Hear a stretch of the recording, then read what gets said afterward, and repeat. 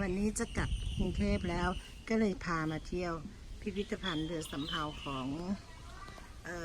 พระเจ้าตากท่านต่อเรือแถวนี้แหละก็เป็นศาลของท่านแล้วเดี๋ยวจะพาไปศาลเจ้าตากไปไหว้พระเจ้าตากกันก็มีอู่ต่อเรือมีอะไรด้วยนะมีเรือหลวงจอดอยู่อันนี้สมเด็จพระเจ้าตากสินที่ประทับสมเด็จพระเจ้าตากสินมหาราชอู่ต่อเรือบ้านเสด็จงามตำบลหนองบัวอำเภอเมืองจังหวัดจันทบุรีสถานที่นี้เป็นอู่ต่อเรือของพระเจ้าตากเพื่อใช้ในการต่อเรือเพื่อกู้ชาติในปี2310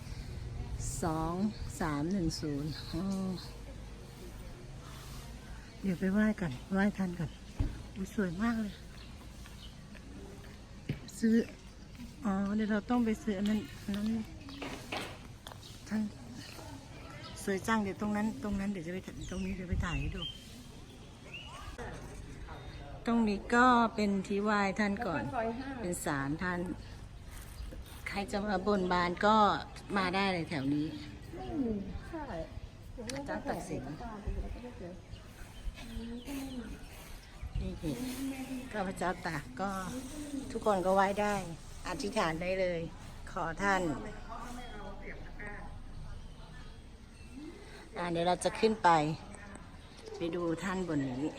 นี้เป็นที่ประทับแล้วก็ให้เราได้กราบบนนั้นแต่ไม่ต้องจุดธูปเดี๋ยวเราพากันขึ้นไปหาพระเจ้าตากสินข้างบนไหนตรงนี้สวยมากเป็นบุญมากเลยเนี่ยที่เราได้มาแถวนี้อันก็เป็นที่ใครก็เดินขึ้นไปได้นะขึ้นไปกราบอันนี้เป็นตำหนักเหมือนว่าเขาบอกว่าเป็นตำหนักใหม่ถ้าใครจะมาที่มากราบมาไหว้ก็จุดธูป9 ดอกมีคนมาถวายไก่แต่ถ้าเกิดใครอยากจะมาบนบานศาลกล่าวท่านเขาบอกว่าให้จุดธูป16 ดอกก็เราก็พามาหาท่านพี่รอดรออยู่แล้วนี่ก็มาใครอยากไหว้เลย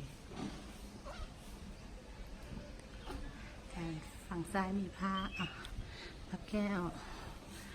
ฝั่งขวามีหลวงปู่ทุกๆองค์เลยหลวงปู่ทวดหลวงพ่อโตนะใช่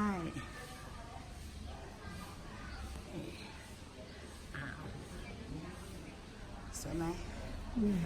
ลาพระเจ้าตากก่อนลงกลับบ้านแล้วเราก็ลงตรงนี้ก็สวยเห็นไหมถ้าไปที่ทะเลก็จะมีเรือเดี๋ยวไปดูเรือกันตรงนู้นนะเดี๋ยวพาเดินไปดูเรือริมทะเลอันนี้ทะเลหรือเปล่า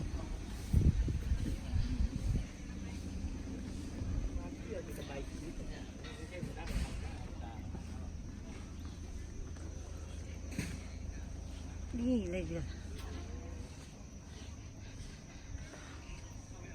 เอาล่ะก็พามาเที่ยวที่อู่ต่อเรือของพระเจ้าตากที่เมืองจันทบุรีนี่นะใครอยากมานะมาเสิร์ชหาใน Google ได้เลยมาเมืองจันทร์แล้วก็มาหาท่านที่นี่ก็จะเจอมากราบมาไหว้มาหากันสวยมากที่นี่เป็นสถานที่ท่องเที่ยวอีกหนึ่งที่ควรแนะนำในจังหวัดจันทบุรีโอเคนะคะบ๊ายบาย